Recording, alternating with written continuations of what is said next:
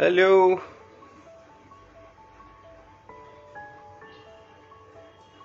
Good morning.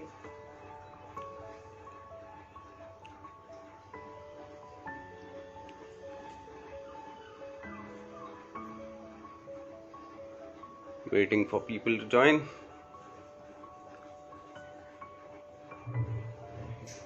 Good morning and happy Sunday to everyone.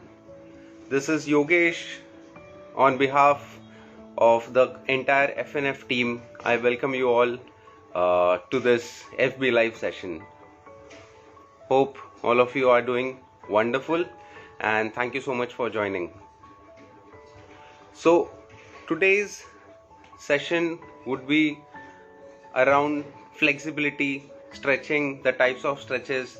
Whenever I go around, I see a lot of people doing the wrong stretches at the wrong time. So this short and crisp session would be all about the right timing of doing a few stretches. First of all, let's see what's flexibility.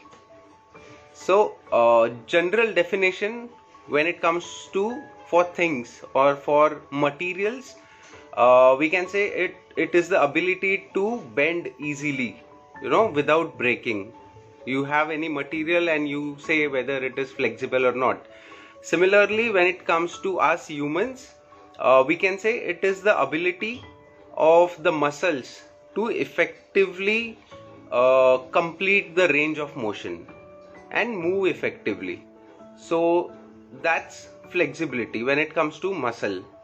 A lot of time people get confused between flexibility and mobility. So flexibility is the range of motion or ability of muscles, wherein mobility is the ability of your joints. So that's the major difference. People use both the terms interchangeably. That's not the truth. One important thing, flexibility and muscle hypertrophy are inversely proportional to each other. So what do I mean when I say that? Flexibility and hypertrophy is increase in the muscle size.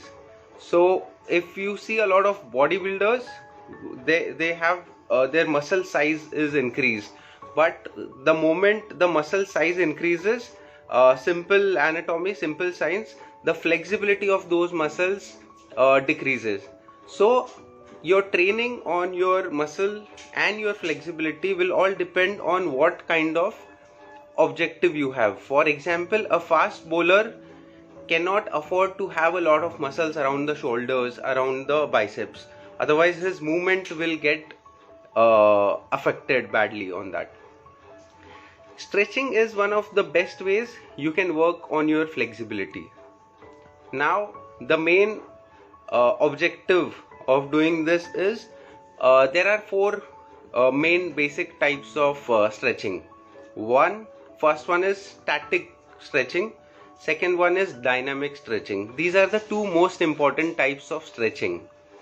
When I say static stretching, it's about holding the stretch position for a few seconds at peak tension.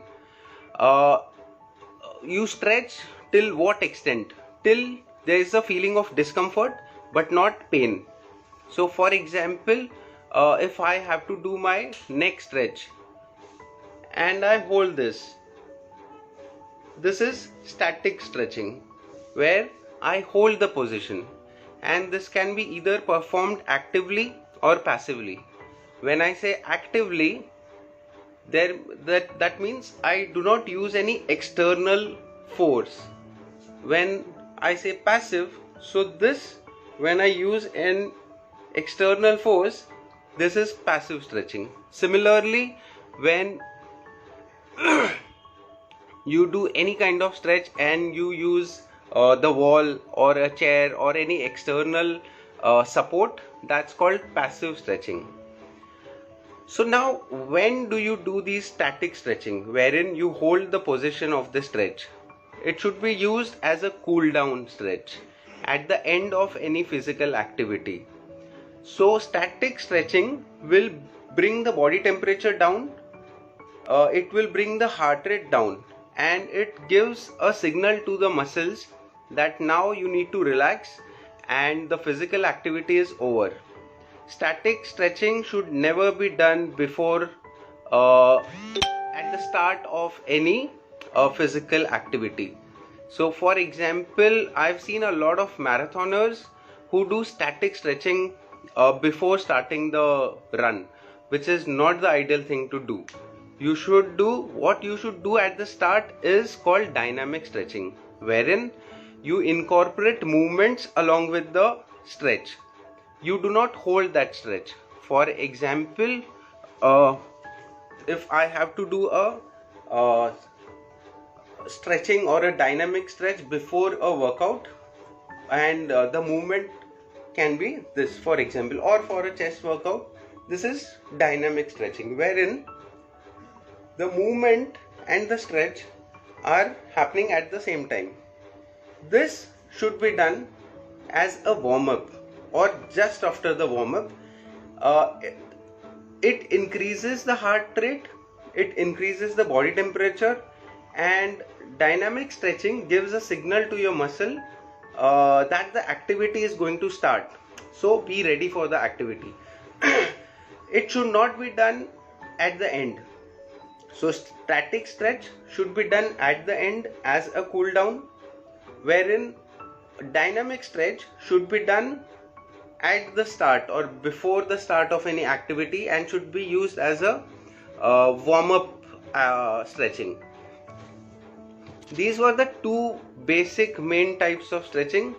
The third type is ballistic stretching, which is not recommended for general public, wherein once you attain the full range of motion, you still do those bouncing movements. For example, if this is the stretch, I've attained my full range, and then I go this, these bouncy movements. This is not recommended. It can lead to injury if the muscles are not warmed up properly.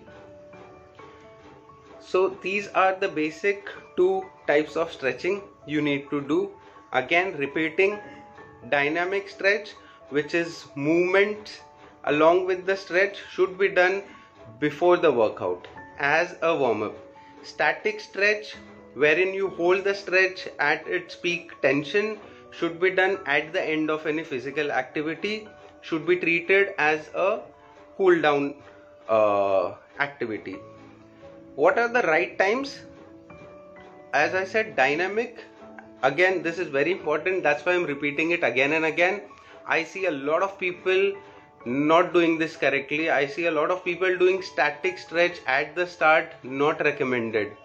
It can lead to injury for sure. If suddenly after static stretch you do a movement, your muscles can go into spasm. Your muscles are not warmed up, your muscles are not ready for that physical activity. Stretching should be activity specific or workout specific. Every day, if suppose one day I am training my chest muscles, one day is cardio, one is push, pull, whatever your schedule is, your workout will decide your warm-up or your stretching at the start. So if every day my stretching program cannot be the same, it all depends. For example, if I am running a marathon, it involves, of course, the entire body, but more to do with your legs. So your stretching, your dynamic stretching would be around your legs. If I am doing a chest workout or a shoulder workout, my dynamic stretch before the workout will be around my chest, will be around my shoulders, and whatever muscles that will be included in that particular workout. So that's the crux of it. Your stretching should be activity specific or workout specific. It can't be same every day or every workout. Benefits of stretching: we all know stretching may help you improve your range of motion. When your range of motion is improved, it automatically decreases your risk of injuries. It improves your performance in physical activities. It enables your muscles to work very efficiently and effectively and without getting injured.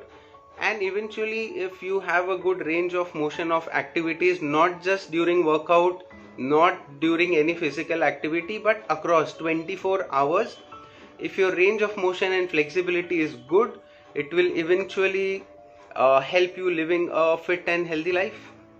So that was the whole agenda. Again, repeating my most important point: static stretching should be done at the end of any physical activity.